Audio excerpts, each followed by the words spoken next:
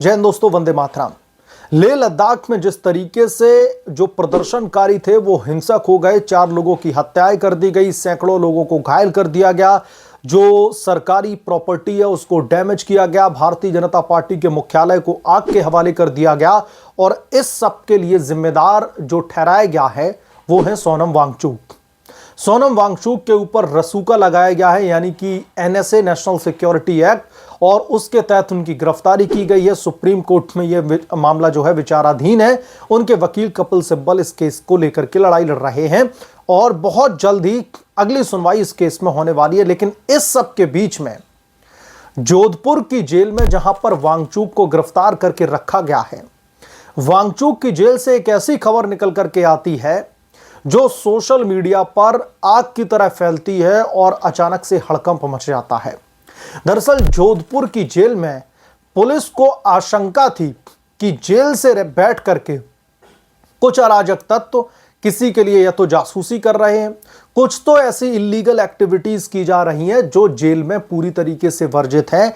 इसी आशंका के आधार पर जोधपुर की जेल में पुलिस की तरफ से रेड मारी गई और वहां से जो चीजें दोस्तों निकल करके सामने आई हैं उसकी वजह से अब सोशल मीडिया पर हाहाकार मचा हुआ है और लोग अलग अलग तरीके की बातें कर रहे हैं कि क्या वांगचुक को लेकर के ये रेड पड़ी थी और क्या वांगचुक जेल से रह करके भी जासूसी के काम को अंजाम दे रहा है, या फिर बाहर लेह लद्दाख में जिस तरीके से प्रदर्शन किए जा रहे हैं कि वांगचुक को रिहा करो, क्या उनसे संपर्क में था। बहुत सारी चीजें निकल करके आ रही हैं जिसके बारे में इस रिपोर्ट में हम एक एक करके विस्तार से समझेंगे। चलिए सीधा जो है रिपोर्ट पर आते हैं। और अगर आप कुछ भी आपके जो है दिमाग में कुछ भी चल रहा है इस मामले को लेकर के, आप कमेंट जो है जरूर कर सकते हैं, आपकी कमेंट में जरूर पढ़ूंगा। मसलन चलिए मुद्दे पर आते हैं। सोनम वांगचुक जोधपुर की जेल में बंद है। अभी हाल ही में उनकी पत्नी गीतांजलि उनसे जेल में मिलकर के आती हैं और जेल में मिलने के बाद में वांगचुक का जो संदेश है उन्होंने प्रदर्शनकारियों को दिया और उन्होंने कहा कि वांगचुक बाहर आकर के भी क्लाइमेट के लिए लड़ते रहेंगे। मसलन वहां से वो वांगचुक की गिरफ्तारी का जो आदेश था उसकी भी एक कॉपी लेकर के आई थी जिसे सुप्रीम कोर्ट में चुनौती देने की बात कही गई थी। गीतांजलि बाहर आती हैं, उसके ही अगले दिन जोधपुर की जेल में रेड पड़ती है। और ये रेड क्यों पड़ती है? पुलिस प्रशासन को यह आशंका थी कि कुछ कैदी वहां पर मोबाइल का या फिर दूसरी चीजों का इस्तेमाल कर रहे हैं जो जेल के लिए, जेल के नियमों के लिए सीधे तौर पर एक बहुत बड़ा ब्लंडर है। जोधपुर की जेल में रेड पड़ती है और जब रेड डाली जाती है तो वांगचुक को बताया जा रहा है कि आसाराम की बैरिंग में शिफ्ट किया जाता है। रेड के बाद में पुलिस को बहुत कुछ तो नहीं मिला, लेकिन एक संदिग्ध मोबाइल मिला है। इस मोबाइल के मिलने के बाद में अब दरअसल राजनीतिक गलियारों से लेकर के हर तरफ हड़कंप मचा हुआ है कि यह मोबाइल किसका है। वैसे हमारे देश की जो कानून व्यवस्था है, कैदियों के पास तक ये सारी चीजें पहुंचने में कोई, मुझे लगता है कि आश्चर्य होने वाली बात नहीं है। हमारे देश के, मैं स्पेशली हाई प्रोफाइल कैदियों की बात कर रहा हूं, उनके पास में ये मोबाइल, गुटखा, बीड़ी, तंबाकू ये पहुंच ही जाता है कितना भी रोक लिया जाए। मसलन एक मोबाइल गिरफ्तार होता है और उसके बाद में सोशल मीडिया पर खबरों का ये बाजार गर्म हो जाता है कि क्या ये मोबाइल सोनम वांगचुक का है, क्या इस मोबाइल के जरिए सोनम वांगचुक अपने लोगों के संपर्क में है। बहुत सारे सवाल इस पर खड़े होते हैं।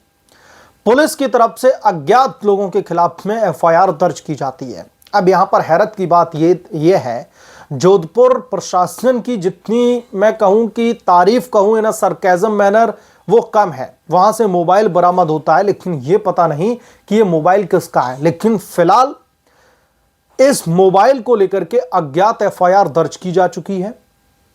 अब इस मामले को लेकर के इन्वेस्टिगेशन चल रही है कि आखिरकार ये मोबाइल किसका है, इस मोबाइल का इस्तेमाल जेल में बैठ करके कौन कर रहा है और इस मोबाइल का इस्तेमाल क्या अराजक तत्वों के लिए किया जा रहा है, क्या ऐसी एक्टिविटीज के लिए किया जा रहा था जो बड़े पैमाने पर एक कियोस क्रिएट कर सकती हैं। रही बात सोनम वांगचुक की, तो अभी तक ये कोई, दरअसल चूंकि जैसा कि मैंने कहा कि अज्ञात व्यक्ति के ऊपर जो है एफआईआर दर्ज की गई है, इस बात की फिलहाल कंफर्मेशन नहीं है कि ये मोबाइल सोनम वांगचुक के लिए था या फिर उनका था, कोई भी कंफर्मेशन नहीं है।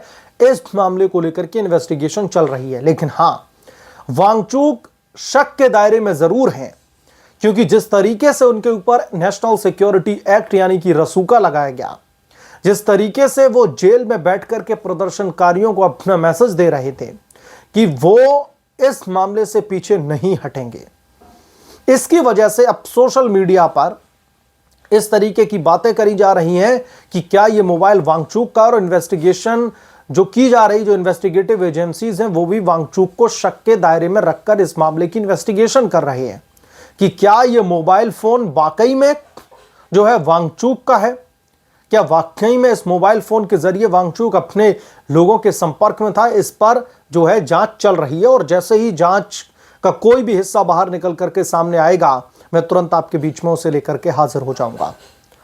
सुप्रीम कोर्ट में वांगचुक की रिहाई के लिए ऑलरेडी जमानत डाली जा चुकी है। इसके साथ साथ एक पैरेलल जो है याचिका एक डाली गई है।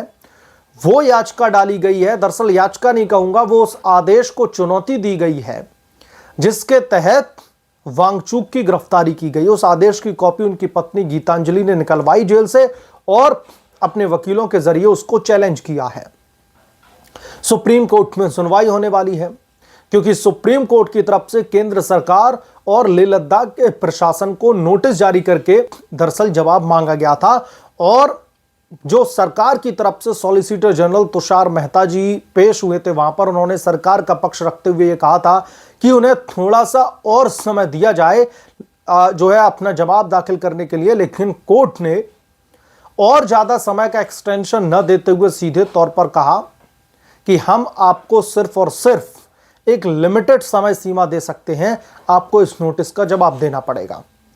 अब जब अगली सुनवाई होगी तो उसमें केंद्र सरकार की तरफ से, लेह लद्दाख के प्रशासन की तरफ से जो जवाब दाखिल किया जाएगा वो तय करेगा कि वांगचुक के आगे के जो एक्शन है या फिर कार्रवाई की रूपरेखा है वो क्या होगी।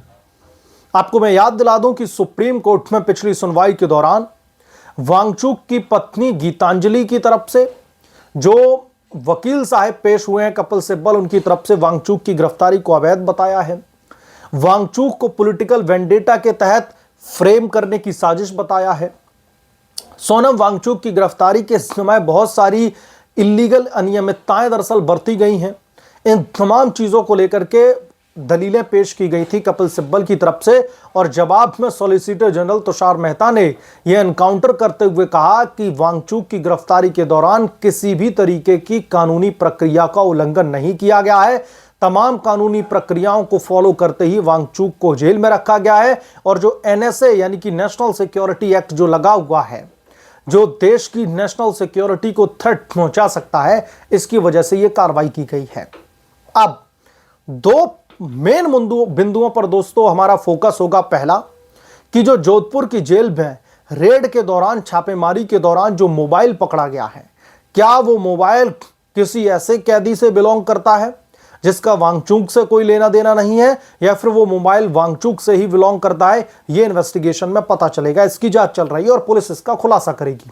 दूसरा, जो जवाब दाखिल किया जा रहा है केंद्र सरकार और लेह लद्दाख के प्रशासन की तरफ से, उस पर कोर्ट की तरफ से क्या रिएक्शन निकल करके सामने आएगा, यह भी देखना दिलचस्प होगा, और यह देखने वाली बात होगी कि वांगचुक को क्या जमानत मिल पाएगी।